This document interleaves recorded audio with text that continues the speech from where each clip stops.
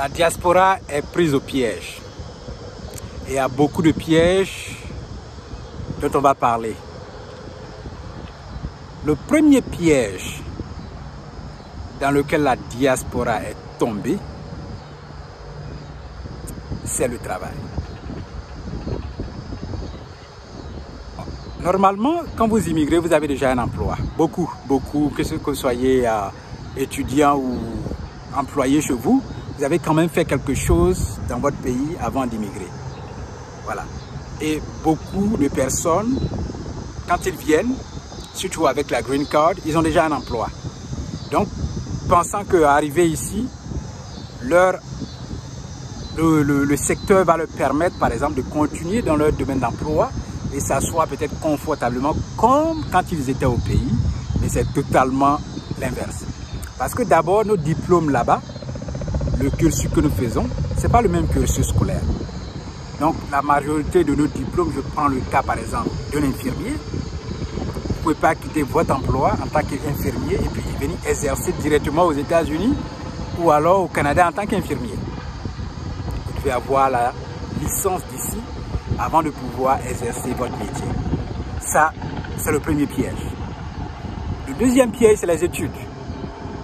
Normalement, quand on quitte son pays, on dit « Ok, je vais aller travailler et puis étudier. » Mais quand vous arrivez et que déjà, vous travaillez, que vous voyez l'argent qui vient chaque 2 semaines dans votre compte, du coup, vous voulez en avoir beaucoup. Alors, ce n'est pas évident que vous ayez le courage encore d'aller à l'école qui va vous prendre votre temps et qui va diminuer encore votre argent. Vous voyez? Donc, ça, c'est le deuxième piège, l'étude. Le troisième piège, c'est la carte de crédit. On est dans un pays, chez vous, où il n'y a pas de carte de crédit. Ce système n'existe pas. Et quand vous arrivez dans un pays avec un nouveau système, où on peut vous donner une carte avec de l'argent dessus, que vous pouvez dépenser mensuellement, et que vous ne prenez pas le temps de vous éduquer là-dessus profondément, alors vous prenez cette carte-là, l'argent dessus, et vous faites les dépenses comme vous voulez. Et c'est à partir d'un certain moment que vous vous rendez compte que, ah, vous êtes en train de vous embourber dans un gros trou. Oui. Quatrième piège, la voiture. Tout le monde aimerait rouler dans une voiture et une belle. Alors qu'on arrive et qu'on travaille et qu'on sait qu'on a l'opportunité d'aller se prendre la voiture qu'on veut, alors directement, on court, on prend la voiture de rêve qu'on a rêvé depuis longtemps. Allez, et puis on vient, on roule dedans, on fait le malin. Mais au départ, on est content de rouler dans la voiture. C'est à partir d'un certain instant, vous comprenez que le paiement devient compliqué. Ça devient compliqué. Vous devez verser, vous allez payer d'abord la mensualité, vous allez payer l'assurance. Quand la voiture va tomber en panne, vous allez réparer. Et vous voyez que votre argent est en train de partir.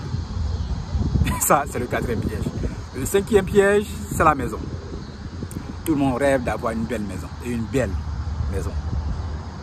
Mais quand vous voyez la maison, vous êtes excité. Vous allez signer les papiers. Votre maison de rêve. Vous rentrez dans la maison. Et puis, après, vous devez payer mensuellement sur 30 ans.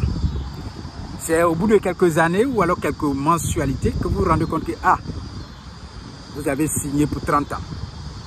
Et aussi les années, quand c'est comme ça file plus vite. Et non seulement vous payez la mensualité, ce que vous devez payer, mais il y a encore les taxes de la maison.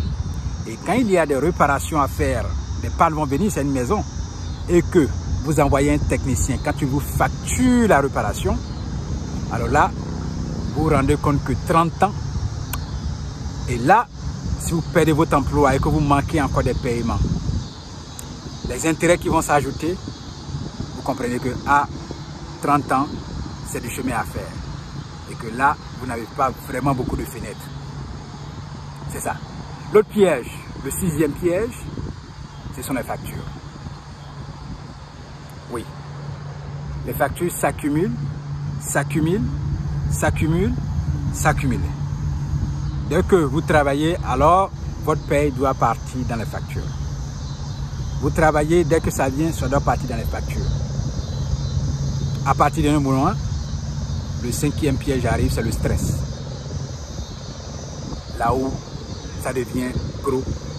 Non seulement pour combler les factures, vous devez garder plusieurs emplois, 2 à 3. Là encore, le sommeil manque, le stress augmente, les problèmes de santé vont commencer à venir. Et là, vous vous rendez compte que le rêve qu'on vous a vendu dans les télés, qu'on vous a vendu à la télévision, n'est pas vraiment ce rêve-là que vous êtes en train de voir dans la réalité. Et même, souvent, on rêve de repartir au pays, aller voir notre famille. Mais quand vous n'avez pas beaucoup de fenêtres, et que vous n'avez pas assez d'épargne, et que vous n'avez pas aussi d'investissement, payer un billet d'avion pour aller au pays devient très compliqué. Devient très compliqué. Alors vous vous rendez compte que les choses ne se déroulent pas toujours comme prévu. Oui, les choses ne se déroulent pas toujours comme prévu. Alors, c'est ce qui se passe dans bon nombre de pays occidentaux. Quand on arrive, il y a des problèmes sur place.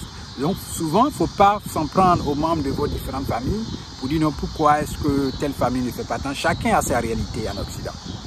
Chacun a sa propre réalité. Et souvent, il y a des réalités qui sont très difficiles. Que même si on vous explique, vous ne comprendrez jamais.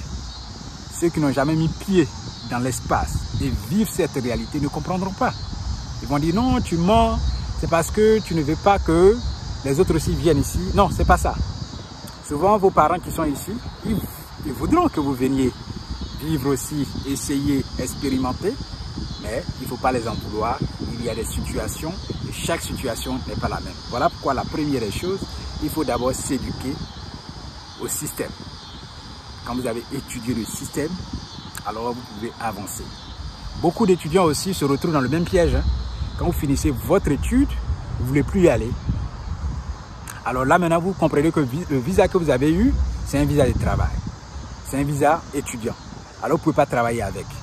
Là, maintenant, vous devez chercher peut-être à conduire Uber ou faire d'autres boulots à gauche, à droite et attendre des années pour pouvoir vraiment régulariser votre situation, pour trouver quelqu'un, se marier, avoir les papiers qu'il faut et trouver un travail normal. Mais cela, ça peut vous prendre 10 ans, 15 ans, 20 ans de votre vie. Il y a plusieurs pièges qu'on ne peut pas tout parler ici. Oui, c'est une vidéo que j'ai voulu faire pour éduquer et pour partager aussi cette expérience. Il y a des pièges. La diaspora est vraiment prise au piège. Alors, éduquez-vous pour éviter ces différents pièges-là, pour que les situations se régularisent et pour que mon message à la diaspora, c'est d'essayer de financer les choses au pays, parce qu'à la maison, on n'est que roi chez soi. Le futur est beau, mais il faut qu'on construise aussi le futur. Nous venons voir des réalités.